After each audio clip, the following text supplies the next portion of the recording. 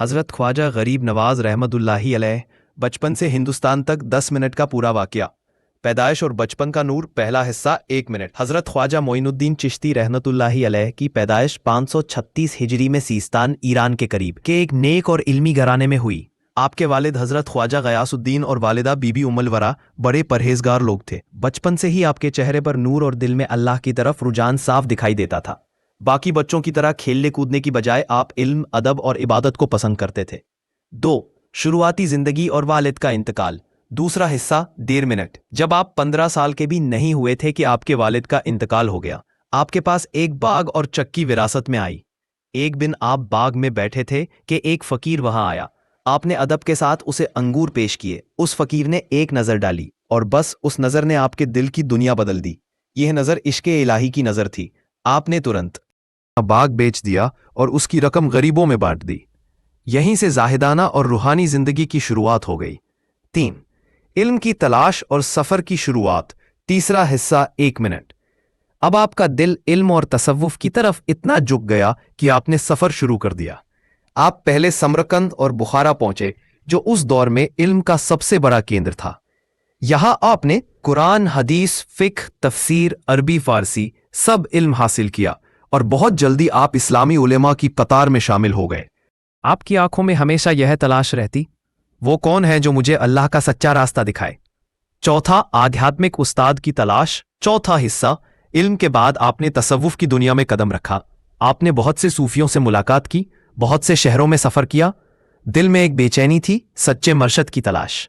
آخرکار آپ ہرونیہ، ایران پہنچے، جہاں آپ کی ملاقات ہوئی حضرت عثمان ہارونی رحمت اللہ علیہ سے، جو چشتی سلسلے کے بڑے بزرگ تھے۔ آپ نے ان سے بیعت کی اور 20 سال تک ان کے ساتھ سفر کرتے رہے۔ 5. مرشد کی تعریف اور تربیت۔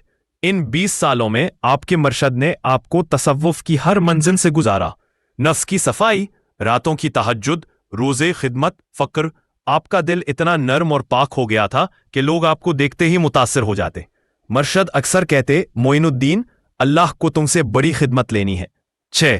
عرب، ایران اور عراق کا سفر۔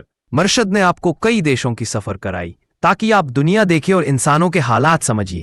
آپ مکہ اور مدینہ بھی پہنچے، روضہ رسول علیہ السلام پر پہنچے تو دل پگھل گیا۔ وہاں گہری روحانی کیفیت میں آپ نے یہ آواز سنی، اے معین الدین، تو ہماری دی ہوئی رحمت کو ہند کی سرزمین میں پھیلائے گا۔ یہ آواز آپ کے مشن کی نشانی تھی۔ مدینہ سے لوٹ کر آپ اپنے مرشد کے پاس گئے۔ انہوں نے وہی بات کہی، معین الدین، اب وقت آ گیا ہے کہ تم ہندوستان جاؤ، وہاں تاریکی بہت ہے، اللہ نے تمہیں اس ملک میں رحمت بنا کر بھیجا ہے۔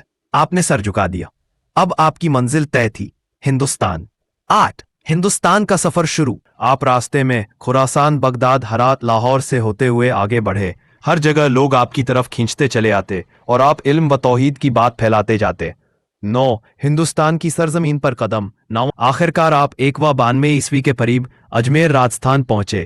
اس وقت اجمیر راجپوت بادشاہ پرتھوی راج چوہان کا علاقہ تھا۔